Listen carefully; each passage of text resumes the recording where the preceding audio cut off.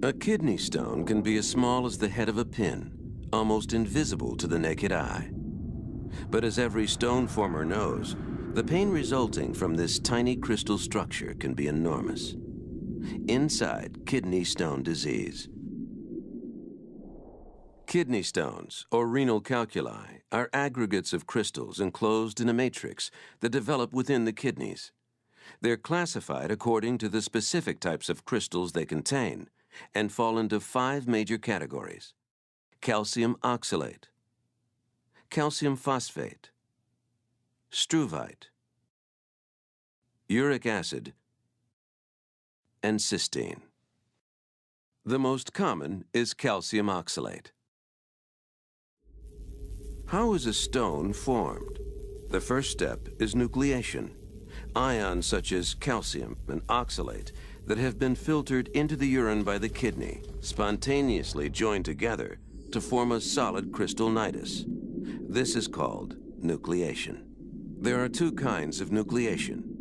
In homogeneous nucleation, crystals form around a nucleus with the same composition. Crystals of a different composition can also form around the nucleus. Organic materials, such as cell debris, may be deposited between the crystals as a matrix. This is heterogeneous nucleation. The tiny crystal formations travel down the nephron and are usually deposited at the renal papilla, where they undergo the next major phase, growth. Crystals that have already formed then begin to stick together, forming large aggregates. As we can see, crystals can aggregate very quickly. New stones are retained in the kidney, where they can continue to grow for an unspecified length of time until, for reasons that are not well understood, they are displaced and travel through the kidney into the ureter. If a stone continues to grow until it reaches a critical size, which can be as small as 4 to 5 millimeters in diameter, it may be too large to pass easily through the ureter. The edges of the stone may become wedged inside the ureter at the ureteropelvic junction, where the ureter crosses over the iliac artery, or at the ureterovesical junction. The result? Pain and obstruction until the stone slowly passes into the bladder and eventually passes out of the body in the urine stream. In the U.S., it is estimated that 13% of men and 7% of women will develop a kidney stone during their lifetime. Fortunately, in about 78% of these patients, stones will be expelled spontaneously. But stones that become lodged in the ureter may require lithotripsy or percutaneous or endoscopic removal. It's important to note that nearly half of all first-time stone formers will have another stone episode within the next 4 years. Recurrent stone formers are at even greater risk and may form a new stone every 2 or 3 years. But what actually causes crystals to form? Why do some crystals develop into kidney stones and others do not? One critical factor is supersaturation of the urine with stone-forming salts.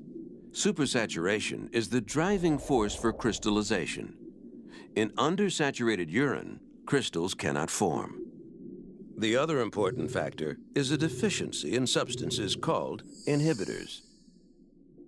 Inhibitors retard the nucleation, growth, and aggregation process by binding ions needed for crystal formation and growth. One of the most important inhibitors is citrate. Urine saturation and inhibitor levels explain why, in normal patients, large crystals are not formed.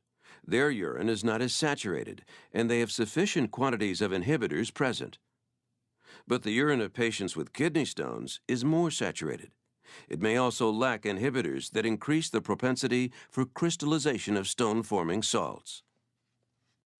There are 2 reasons for this. First, stone formers are known to suffer from a variety of metabolic disturbances that increase the amount of stone-forming substances excreted in the urine and also decrease the excretion of inhibitors. Second, a number of common nutritional and environmental factors can cause abnormalities in the urine. These factors may also exaggerate underlying abnormalities due to metabolic disturbances.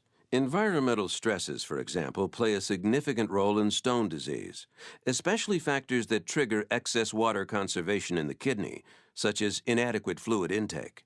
Dehydration is a major cause of kidney stones, which is why people living in areas with high temperatures and humidity have a higher incidence of stone formation.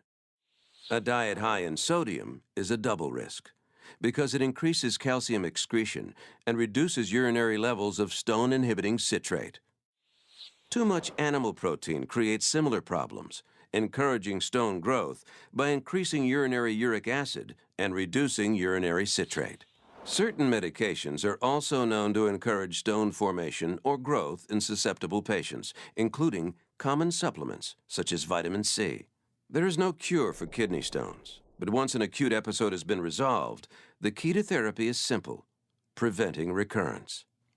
And fortunately, the most common stones, calcium oxalate and calcium phosphate, can be effectively managed with a combination of diet and lifestyle changes and medication.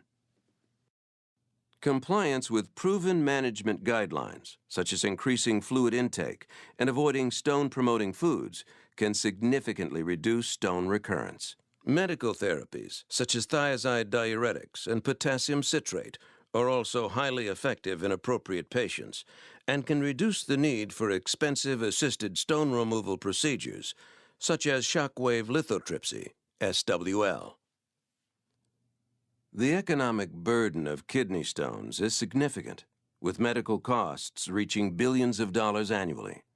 Effective management of this painful disease remains a key priority at Mission Pharmacal, the leader in innovative stone disease therapies.